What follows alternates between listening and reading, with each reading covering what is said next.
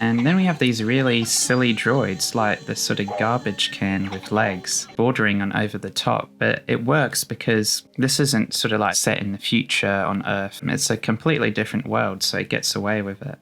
Okay, welcome to Shot by Shot, where I analyse every shot of an entire movie. We've got Scene 7 of the original Star Wars. This scene continues to explore Tatooine and especially the various dangers ahead for our two droids. Now, this is a much slower paced scene. It is less dense with information. It gives the audience breathing room to reflect on what has been shown to them so far and to come to grips with this new world of Tatooine. So, here R2 finds himself in a very dark region. Throughout this film, there are very distinct colour palettes. In the previous scene, you had these sort of bright, sunny, desert yellow whites, and then it sort of goes to these rocky shades of dark brown. And we've got another extreme long shot to establish here. It really captures the mood of the scene. And it's getting darker, so you know something bad is likely to happen. Especially since R2 is alone, you can really sense the vulnerability of the droid in this shot. And then we see these two orange eyes popping out of this rock, like with the polygon in the previous scene. Even though it's very small in the frame, the colour, movement, and the glimmer, it draws our audience's eyes to this area. It's very spooky. It's almost like a ghost, how we can only see these two dots. And then it cuts to a POV shot from this creature. And notice how it's got almost completely silent compared to a lot of the sound effects and soundtrack earlier in the film. This is setting up a moment of suspense.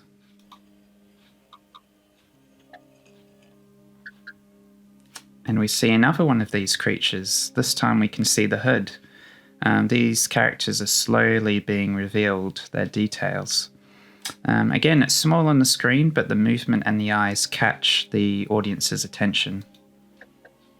Then it cuts to a POV high angle towards R2, showcasing the dominance of this creature over the droid. It's in its sights. And notice how the past couple of shots have sort of handheld shaky cam as well. It's very rare in this film. It subtly captures the character of these new creatures. They've got a sort of wild edge to them. And R2 stops, letting the audience know that the droid is aware something is off. We know he is good, and so we root for R2 in this moment. We don't want him to get hurt by these creatures. And then we've got this close-up of the creature ducking down, sort of a bit like a child playing hide and seek. Sort of showcasing, you know, the sort of childish creatures. And R2's twisting its head back and forth, and the sort of sounds of movement as well. It shows R2 is becoming afraid. And here we see these rocks falling down. Gives the creature away, so R2 lets out a wimpy beep, emphasizing its fear. Yeah, and there's a lot of peeking and hiding here, showing that they're planning something sinister for R2. He's very vulnerable. There's lots of them popping out, and he's just there by himself. Yeah, look at that. Look how vulnerable he is in that shot. And we've got these creepy whispering too, like R2, you know, something's going to happen here. And it pays off with this light jump scare as the Jawas shouts and shoots towards the camera. Nothing too intense, but it's a nice payoff to the suspense. Yeah, and then we see R2 let out this scream with this electricity flying around. So yeah, this ain't good. And the other pops up, and we sort of get a good look at the design with these robes, sort of matching with the dusty color scheme of the planet. The electricity is still going, and his beeps are going higher and higher, making the audience wonder what's going to happen to R2. And then it just falls over with this groan It's fantastic comedic timing with this whole sort of build-up of suspense, and R2 just sort of falls flat with a big thud.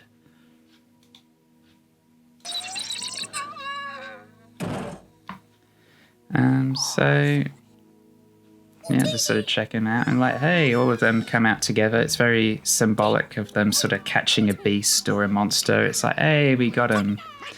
And sort of John Williams' score comes back to sort of relieve the audience of the suspense. It's very cute and charming how they all come out. They're all short in these sort of robes, making weird noises, speaking in a language we can't understand. It adds a lot of depth to this world. And so, yeah, before we had very sci-fi designs like with Vader and the Troopers, and now we've got this sort of desert, Middle Eastern type design. And they're all on the same team, they're not fighting each other.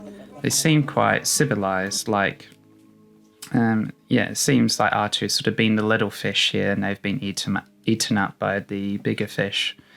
And it makes the audience wonder, is R2 dead or just stunned? So it keeps you engaged because you want to find out what happens to him.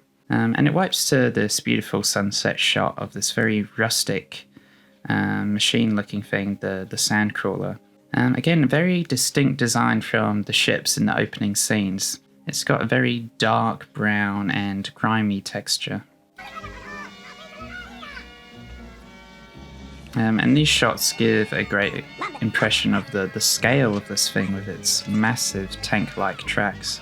And I just love how the Jawas crowd around R2 like it's new toy. And you can see the detail on the Jawas' backs as well. The costume designers could have just covered them with a robe and call it a day, but they have all these different backpacks and belts. It increases the immersion and believability of the world. And then what the heck is this thing? Now, it makes you wonder what other horrible things could happen to R2 now. He's been captured with this grimy thing coming down. And then sparks fly on R2. Like, could things get any worse for this character?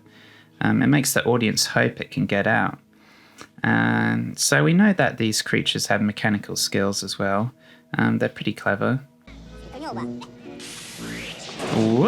You know, it's a very sort of strange way of transporting the droid. You really have those sort of sci-fi fantasy vibes going on here. So it's a bit pantomime. You've got these Jawas running around waving their arms, but they're not dumb. They can capture droids effectively and have great technical skills, so they're quite nuanced. And then it cuts this weird fly-looking thing. Like, we know it's the same area because of the same color palette. And notice how the droid design here is a lot creepier than the previous droids we've seen in the film so far, adding to the dark atmosphere of the scene. And look at the terrible state R2 is in. He's in this dark room, incapacitated with gunk on its head. Yeah, and this droid makes creepy sounds as well. Like, I mean, this isn't a good place. It's very dark, and it's a complete mess with all these pipes and machinery everywhere. We have another good look at the environment here. This droid here is quite similar in design to R2. It sort of adds a bit more realism to the world as there's these sort of different models. I think we saw one in one of the earlier scenes as well. So yeah, it's sort of interesting when you think, oh, what kind of models are there, other versions of this droid. So R2 wakes up, we know he's still alive, and we, like the audience, are sort of wondering, like R2, like what the heck is this place? And the fly droid sort of looks up, showing it's spotted R2, but is it friend or foe? So we have a sort of another moment of suspense going on. Yeah, we have another close-up of R2 here, and even though it doesn't have any facial expressions, but just by the notion that it's a close-up, we understand that this is a very emotional moment for R2. And this droid here very slowly twists its head, sort of emphasizing that sinister atmosphere, and we have these quick turns from R2 showing it's afraid. Yeah, and then we got another weird looking droid here. So we're getting a sense that these Jawas have sort of captured a few droids.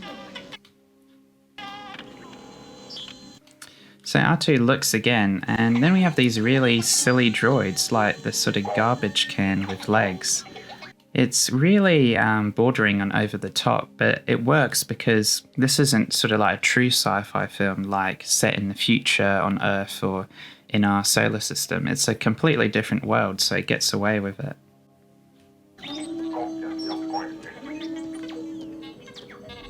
And then we have this dynamic shot here of the sort of dolly shot of R2 exploring the crawler with all the droids. And what the heck, it looks like there's a clown in here too. Like, the sequence gives off these sort of unsettling vibes, but doesn't go too far to be too scary for younger audiences. Oh, no, we have 3PO. We've come full circle, and the previous scene's cliffhanger has paid off. And we get this so moment of, reuniting, sort of when 3PO says R2 sort of lifts its head up, and we have this sort of cheery beep come out. We know it's happy seeing 3PO, and it's absolutely delighted. So we have this sort of heartwarming moment here where the droids reunite. This is a strong payoff in the scene. It shows that they're good friends and are glad to see each other, even with the arguments from the previous scene. And even though they are in this terrible place, they still have each other, showing that, showing this theme of the power of friendship in dark times. And 3PO says, it is you, to like really emphasize how important R2 is to the droid. So the audience is satisfied that they have overcome their differences and have focused on what is most important. But we wonder how they'll sort of escape this hell, so to speak. It's not a nice looking place, both on the outside and the inside. And then it's revealed that the troopers have arrived on the planet. You can see this one in the back here, sort of riding this creature like a horse. These are very skilled and capable foes.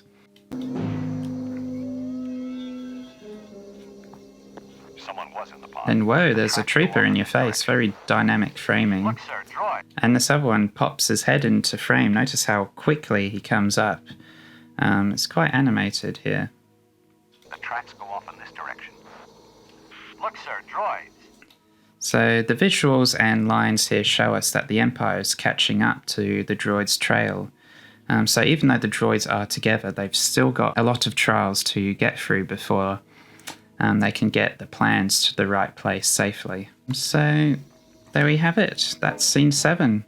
Again, this movie is slowly building up and revealing this galaxy. And the next scene is where things get really interesting, where the key protagonist of Luke Skywalker makes his first appearance. So yeah, looking forward to it. See you in the next one.